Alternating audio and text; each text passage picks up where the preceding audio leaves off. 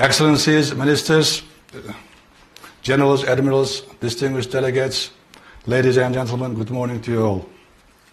It's a great pleasure to be here with you today.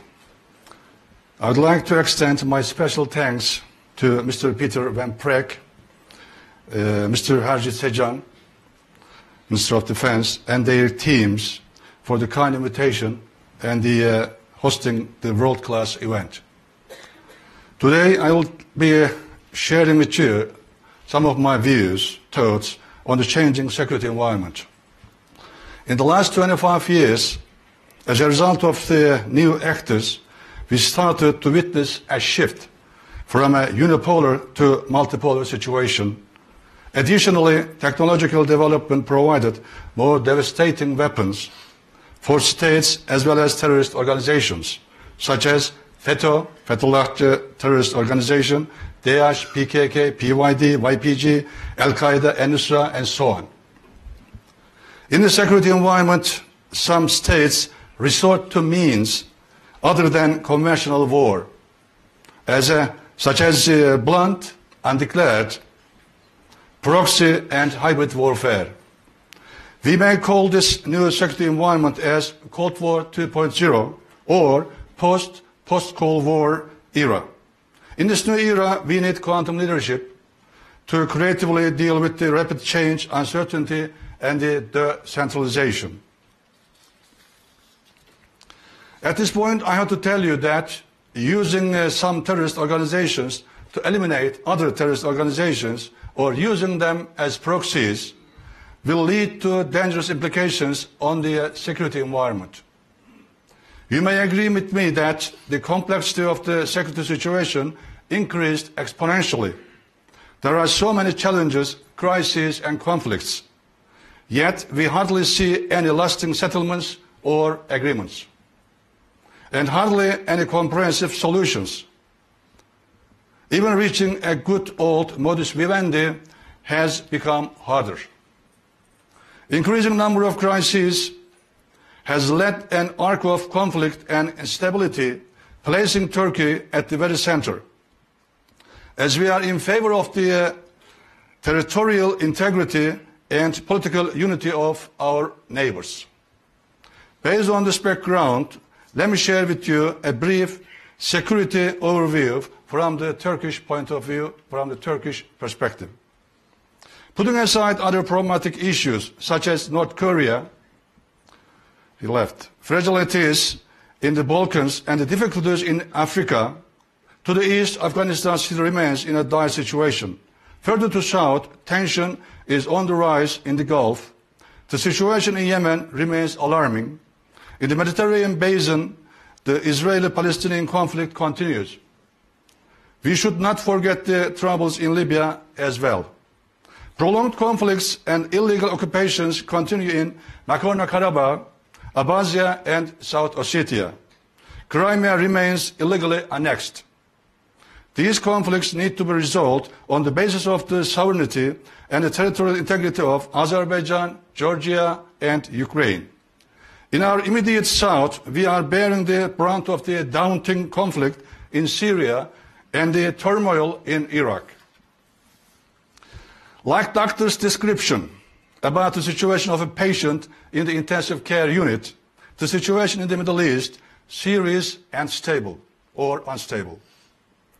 The first thing we see in the Middle East is rampant instability and turmoil, which have led to the rise of groups with extremist, fundamentalist, and terrorist ideologies. In this respect, DAEŞ and the PKK, YPG continue to target our country and cause loss of innocent lives. Also, the scale and the scope of the crisis subject to be changing dramatically in the Middle East. The PKK, PYD, and YPG, which equals to each other, deserve special attention. It is listed as a terrorist organization by numerous countries and international organizations. Its Marxist-Leninist ideology and appeal for armed violence did not gain support among our citizens of Kurdish origin in any way. They may have different names, but they all have the same goal as proven with many concrete evidences and events. Turkish Armed Forces' effective operations eliminated PKK's activities to a large extent. Let me emphasize that in countering terrorism, we always take all the measures to protect the civilians. We have been warning about possible problems and conflicts in the post-Daesh era caused by forced demographic changes and disproportionate expansion of certain groups. Emboldened by its role in anti-Daesh operations, Barzani forced the 25th September referendum unilaterally. The referendum was not helpful for the unity of Iraq and the fight against terrorism. We must help increase the capacity of Iraq to fight against every kind of the violent extremist terrorist organizations such as Daesh and PKK and YPG. Ladies and gentlemen, as for Syria, the ongoing conflict has claimed the lives of more than 500,000 people. Turkey has played a vital role in hosting millions of refugees in its lands and expensed billions of US dollars. Thus, Turkey has avoided the refugee crises to spread into Europe and other parts of the world. Unfortunately, this humanitarian and admirable effort was not well appreciated by our allies. It was unfortunate to witness the utilization of terrorist organizations as proxies during this conflict. This has further complicated the situation. Some of our allies have been cooperating with PK affiliate YPG in a similar fashion.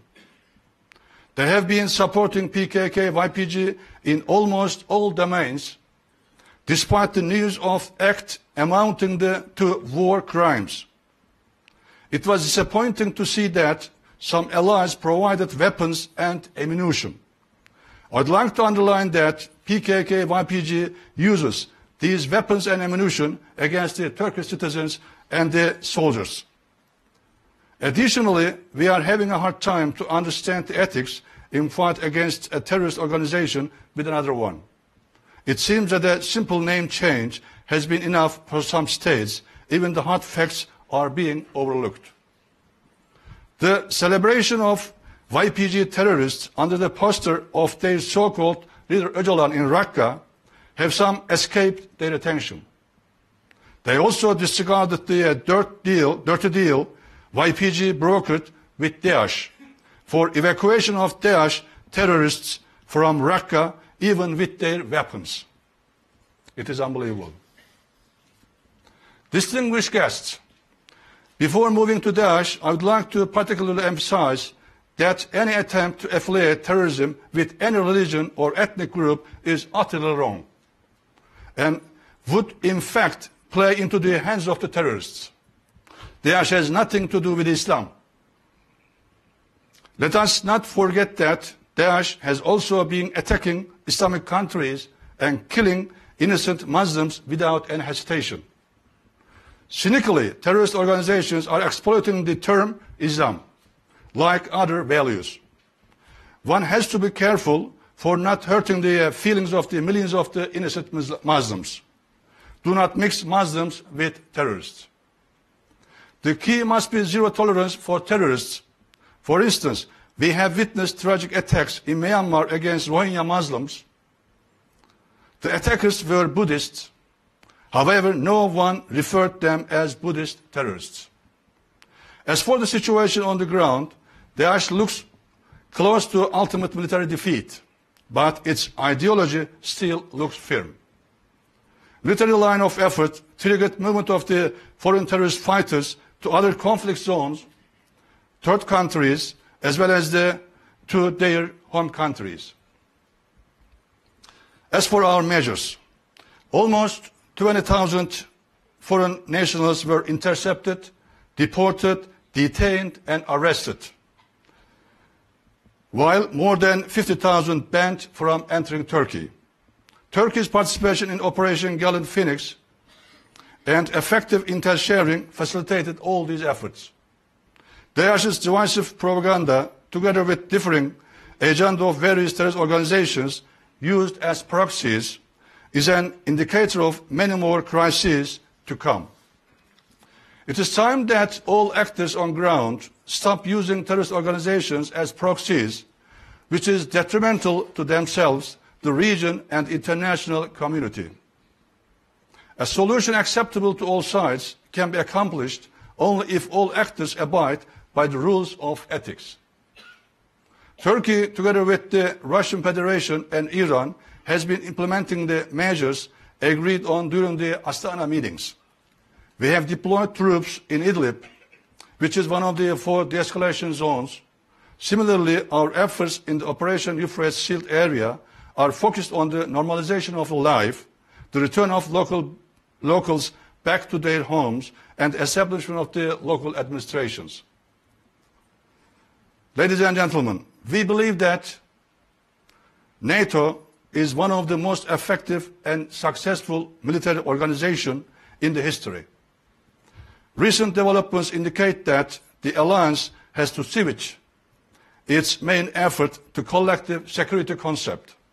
Cohesion and solidarity are more important than ever. Recently, in one of the NATO exercises, we had an unpleasant and unacceptable event, reportedly committed individually, maybe backed by FETÖ members. NATO authorities reacted timely and appropriately. We must not let anyone to undermine our alliance and solidarity. Taking this opportunity, once again, I'd like to thank NATO Secretary General and other authorities for their appropriate reactions. As for our contribution to NATO missions and activities, we have been protecting the eastern and southeastern flanks of the alliance. We are one of the top troop contributing countries and a framework nation in Afghanistan. We also take part in UN, EU and OSCE missions. Turkey has participated in 13 international operations such as KFOR and U4 in 11 different countries so far. Our total troop contribution to peace operations is over 50,000 troops. Distinguished guests, the last but not least important issue is the FETÖ terrorism. Just a year ago, FETÖ terrorist organization, disguised as a moderate religious movement, tried to topple the Turkish government through a heinous coup attempt.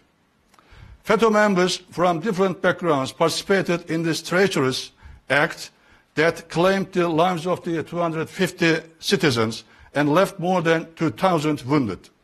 Fortunately, this coup attempt was defeated thanks to the supreme political leadership and the heroic acts of our people, side by side with the loyal soldiers and the law enforcement units. We know, unfortunately, many coups happened in this world. But a coup by terrorists infiltrating into the state and establishing an alternate state structure is quite rare. This might even be the first of its kind. This makes FETÖ the most cynical example of reinvented form of terrorism. We received staunch support from the international community, but some state and non-state actors still consider FETÖ as an innocent religious movement and even antidote for radicalism. This is absolutely wrong. Unfortunately, many FETÖ members have been granted asylum by our allies, and these FETÖ members continue their black propaganda and their lies from those countries. I hope they soon realize the real threat that FETÖ poses. Turkey condemns and actively fights against all forms of terrorism. In the fight against terrorism, we need to offer solutions rather than make up excuses.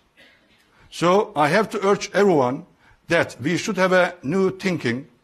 My concrete recommendations in this regard will include development of a global roadmap that focuses on unity of effort and purpose to produce global solutions against terrorism. Full support to territorial integrity and political unity of every country. Full international cooperation in the fight against terrorism, including intel sharing.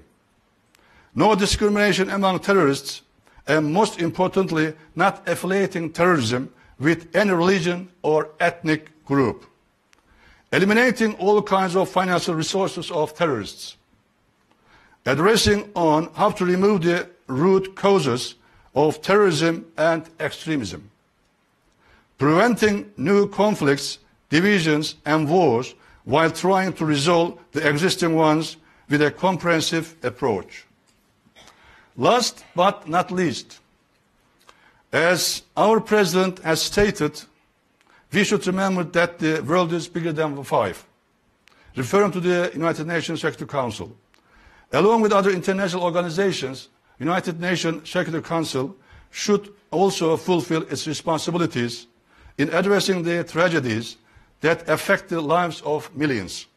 The priority must be the global safety and stability. In this regard, I would like to wish you all success on your discussions on Halifax International Security Forum, due all. Thank you.